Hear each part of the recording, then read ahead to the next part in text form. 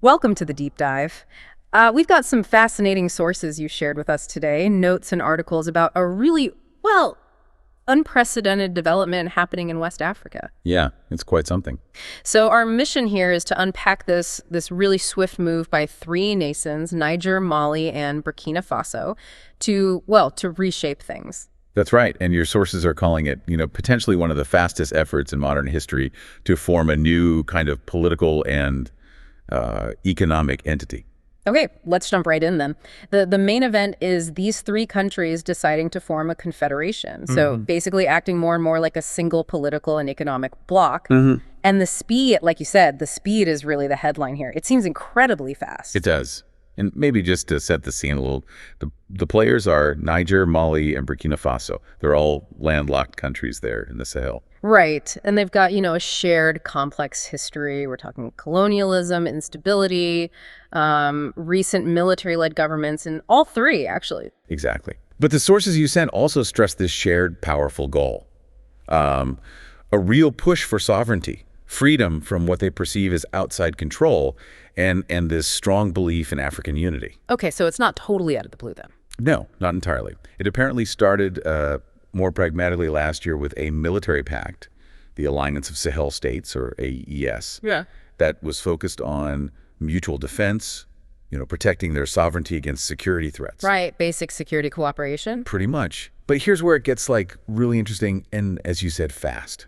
Your sources are highlighting how that military agreement has just rapidly morphed into this commitment to form a full confederation. Acting as one unit, politically, economically. Yeah. And one source literally says it's one of the fastest moves toward creating a new country in modern history. That speed, it feels really significant. Absolutely. So why?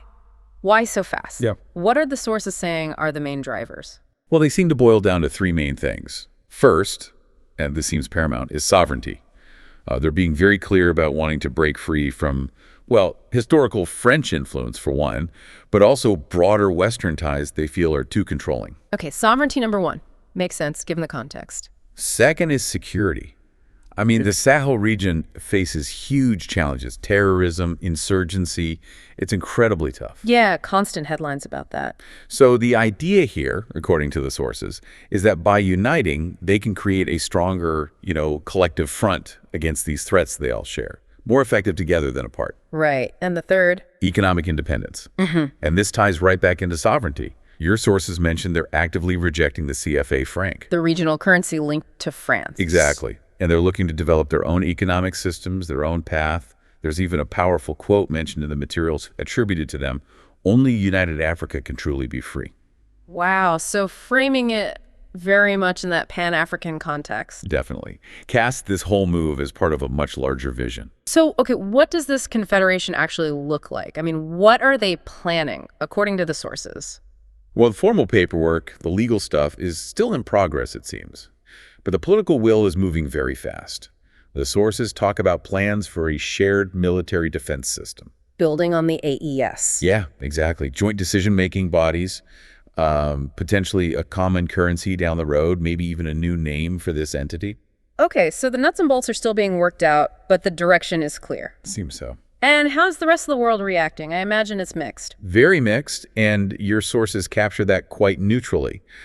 On one side, you've got definite concern from traditional partners like France and also from ECOWAS, the main West African economic bloc they recently left. Right, that departure was already a big step. And you have the African Union, the AU, which seems to be watching cautiously, sort of waiting to see how this takes shape, perhaps. And the other side?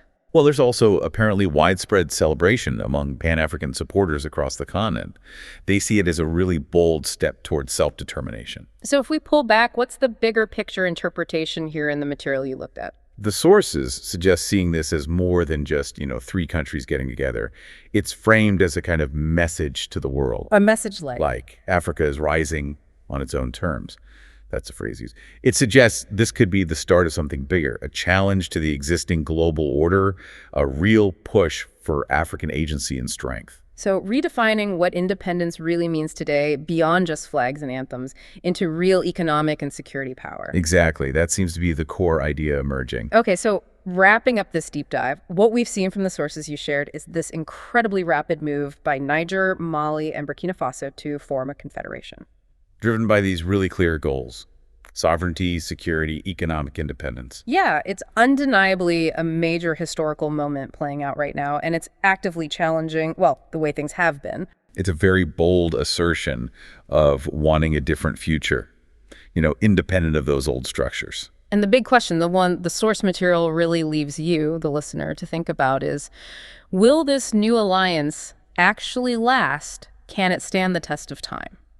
It's certainly going to be a complex road ahead for them, no doubt about that. Well, thank you for digging into this with us. It's a truly fascinating situation you brought to our attention with these sources. Definitely something to keep a close eye on.